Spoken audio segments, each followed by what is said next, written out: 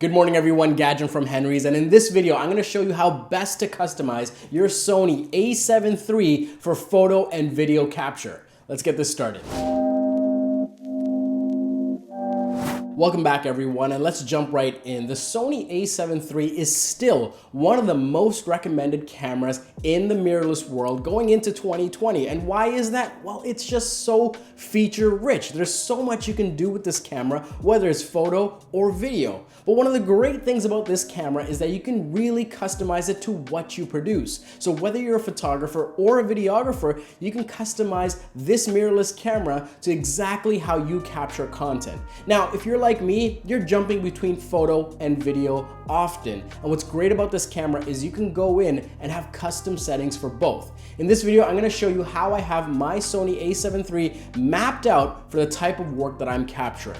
On most modern Sony cameras, you're gonna jump to the custom key menu and you'll see an option for both photo, video, and slideshow mode. We're gonna focus on the first two. With photography, I go in and in this menu, you'll see your first of 5 customizations. With respect to the control wheel, I have this map for ISO. This just allows me to quickly change the sensitivity of the sensor while keeping my thumb on the back of the camera. Keep in mind, your front and rear dials at the top of the camera will control shutter speed and aperture in manual mode. So having this wheel dedicated for ISO allows you to really control that exposure triangle with one hand. What's cool about the Sony a7 III is that you have 4 unique custom buttons, and on the top you'll see the first 2. Custom button 1, I have it set for the focus magnifier, and this just allows me to quickly punch into my subject and make sure that it's in focus and indeed as sharp as I want it to be.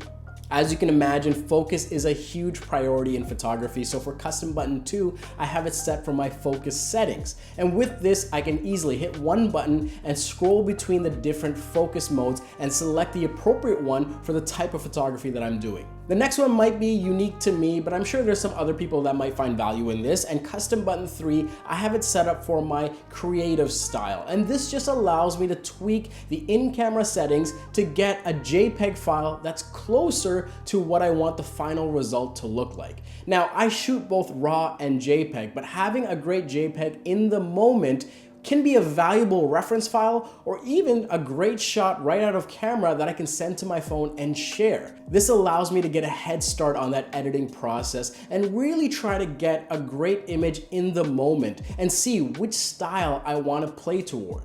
Custom button 4 I have set for monitor brightness, and this is because I shoot all across the day, sometimes really early in the morning, sometimes way into the night. And I really want to make sure that the monitor is set to a setting that's comfortable to use. When I'm outdoors, I can hit this shortcut and go into the daylight mode where it's super bright so I can see what I'm focusing on. And when I'm indoors and there's not a lot of light available, I can bring the brightness down very quickly so it's comfortable to use. This is about making that workflow, that user experience as best as possible for the time that I'm shooting, and having this shortcut here is something that I find really useful.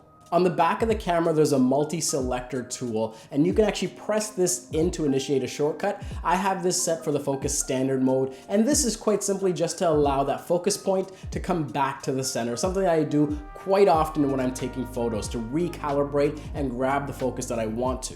There's also a center button at the back dial that you can customize, and I have this set for my metering mode. This just means that I can quickly change how the camera is gonna adjust for exposure.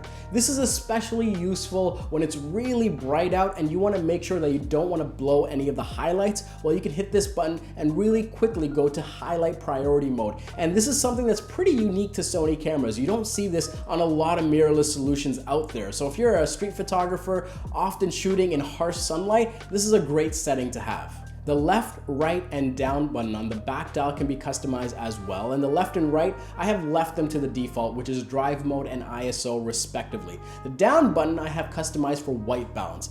I usually don't use auto white balance. I like to gauge the white balance based on the environment I'm shooting in, and this just makes the editing process a little bit easier, where I know that the camera has read the scenario in one reading. I can then go in and choose an edit, and if I need to, apply that edit across multiple images. So again, that down button, I have it customized for white balance.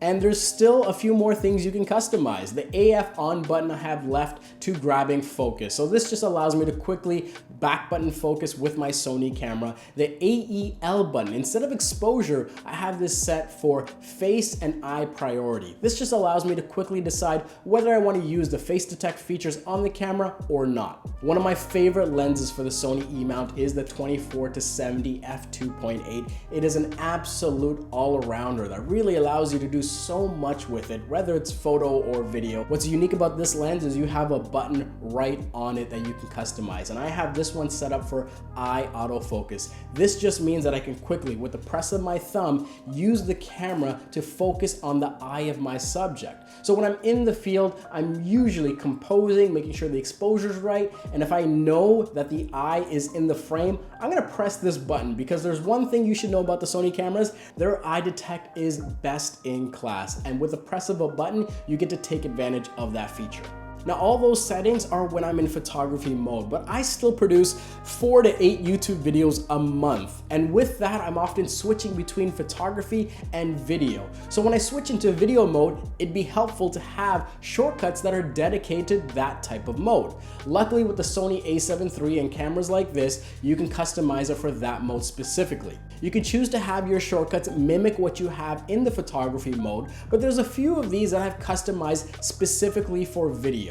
Custom function 1, I have this set for the APS-C Super 35 mode. And what this basically means is that with a push of a button, I can get 50% more zoom with my lens. So it's not just a 24-70 that's on this camera, you're looking at really a 24 to 105 millimeter lens with that extra Super 35 mode. This is one of those unique features that you get from a full frame camera where you can punch in without swapping lenses and still maintain really good fidelity for your video work. For custom button number 3, instead of my creative style, I have this set for picture profile. And this just allows me to go in and switch to a setting that's gonna be best for the type of content that I'm trying to produce. So whether it's S-Log3 or S-Log2, I can go into a mode that's gonna give me the best dynamic range for the type of footage that I'm capturing. There's 2 other customizations I make for video mode. One, if I'm using a lens that has that focus hold button, I have this set for face eye priority for the type of video that I'm shooting. It might be useful. The AEL button in video mode, I have this set for audio recording level. And this just allows me to quickly, in the field, adjust the sensitivity of the microphone that I'm using. When I'm using my a7 III to capture video, I often have my Rode VideoMic Pro, a shotgun mic right on top of the camera to capture that ambient audio. And being able to go in really quickly and customize this for my environment so the sensitivity is right and I'm not clipping my audio, well, it's just a great shortcut to have and something that I recommend for you video shooters. And there you have it. This is how I set up my Sony a7 III for photo and video capture. And having these shortcuts really makes the capture experience a lot more enjoyable, but more importantly, that workflow is just much more seamless because I can get to my critical settings a lot faster. More importantly, let me know how you have your custom settings set up. Is there something else that I'm missing here that you guys think is much more valuable? Let me know in the comments below. As always, thank you so much for watching. If you're not subscribed by now, please do consider subscribing to the channel and turning on notifications so you know when a new video comes out. Again, my name's Gadgen, and I'll see you next time.